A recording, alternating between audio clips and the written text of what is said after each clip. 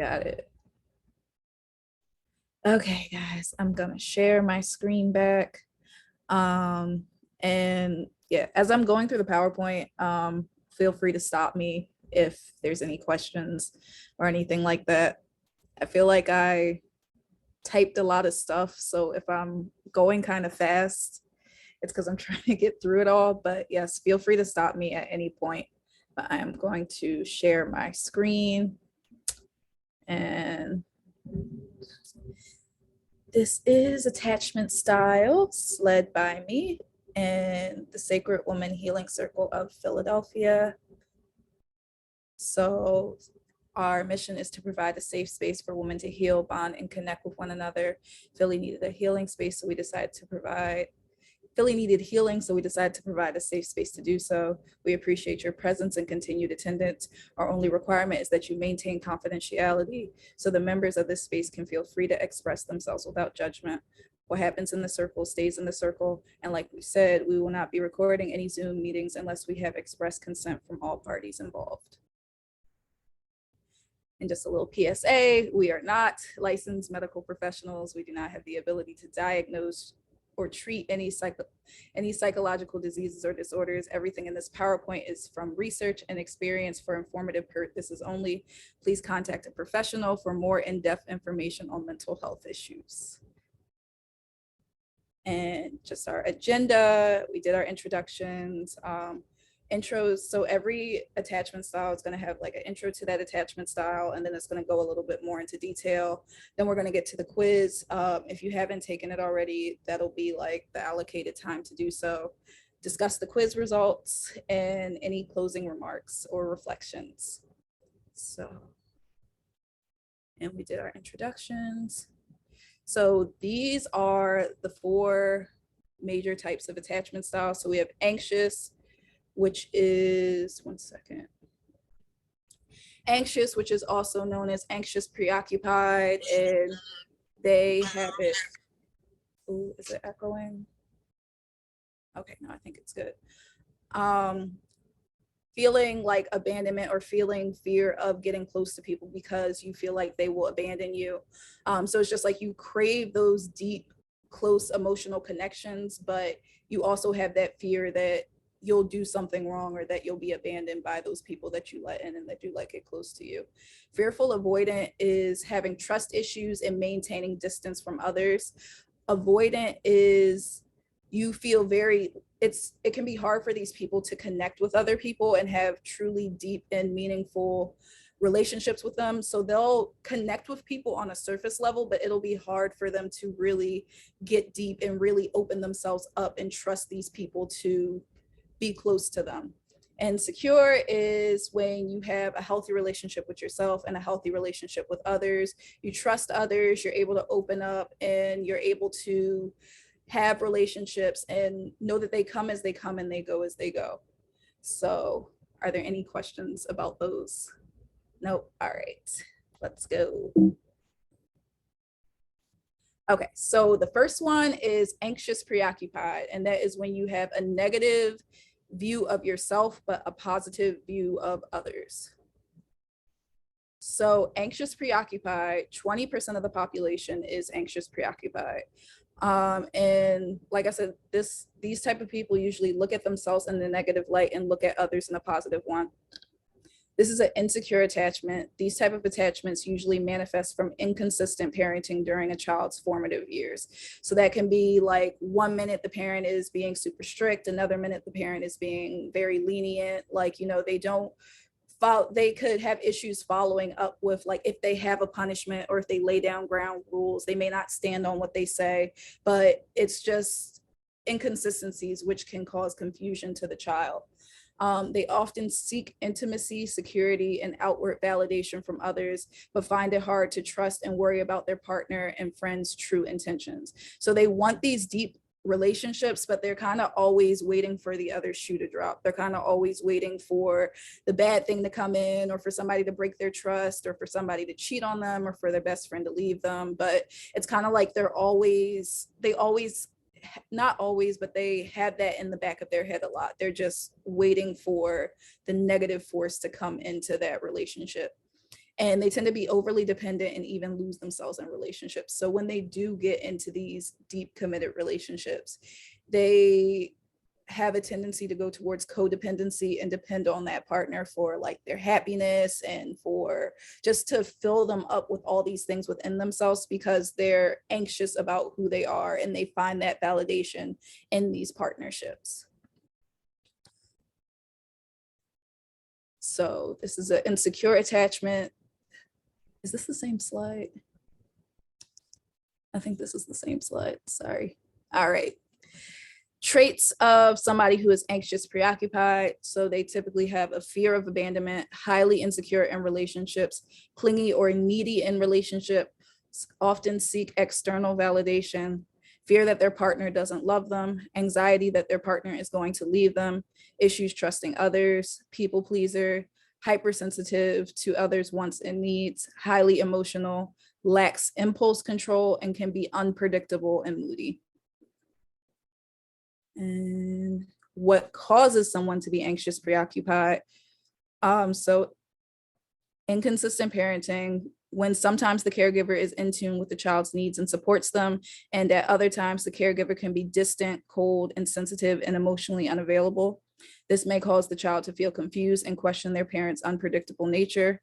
Parents often send mixed signals and the child questions if this is their fault. Intrusive parenting. So these type of parents have poor physical and emotional boundaries. They intrude on the child's state of mind and may go through their personal belongings. They typically have a need for control, which can make the child feel smothered. This can also include mirroring the child, which is when the caregiver reflects how the child is feeling, amplifying the child's negative feelings instead of soothing them. So an example of that is if a child is screaming and yelling and having some type of tantrum, the parent may react by screaming and yelling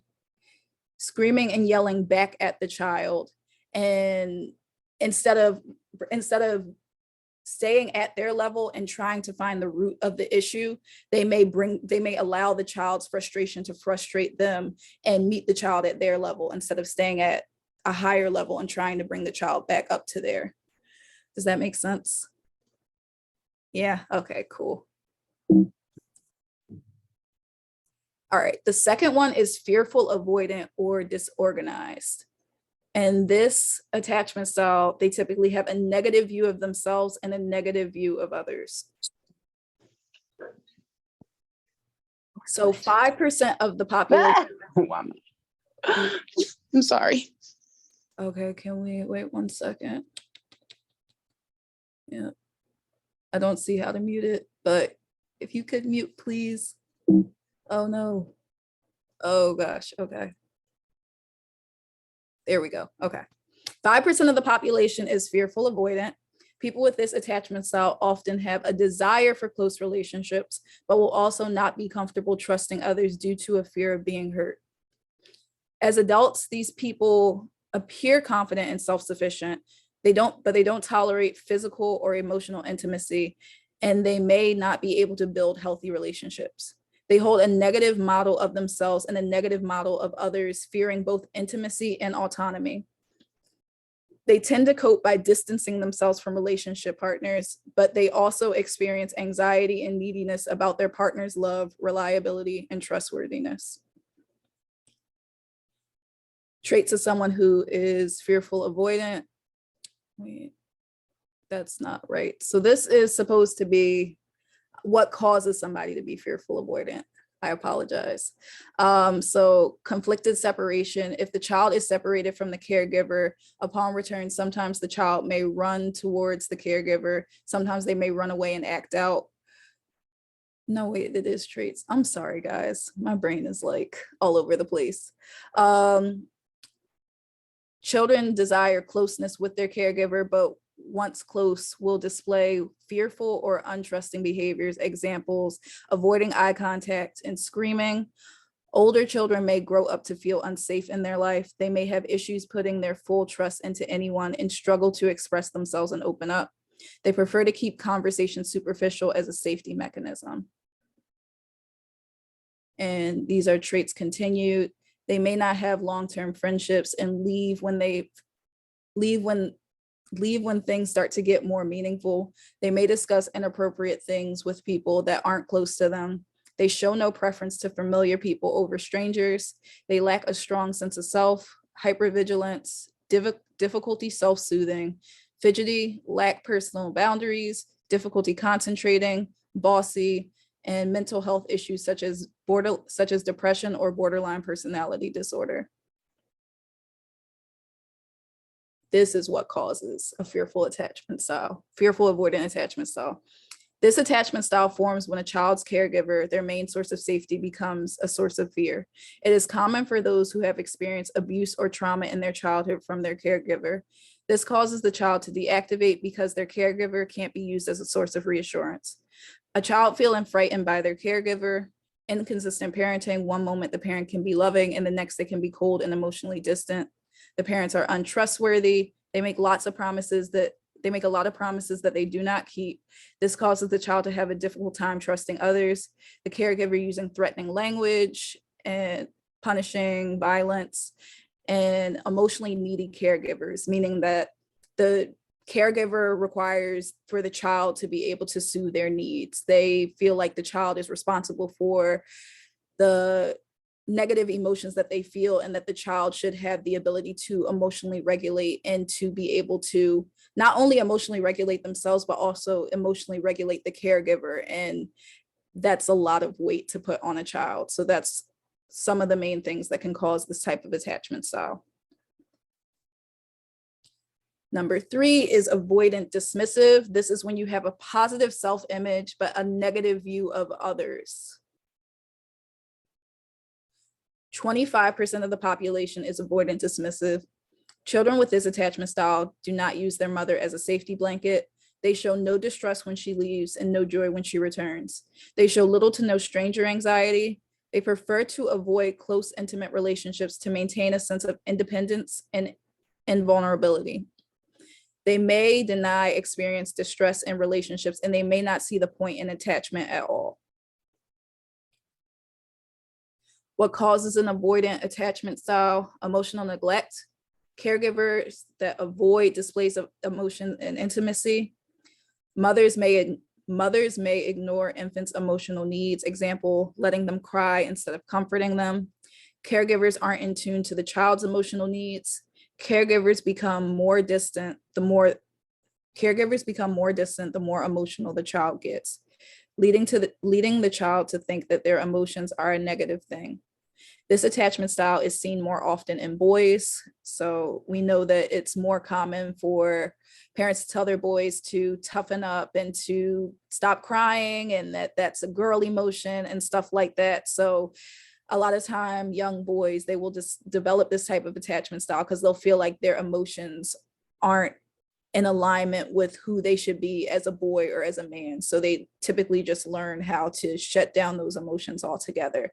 But we have emotions for a reason. We feel for a reason. It's our body's way of letting us know when something's good or when something's bad.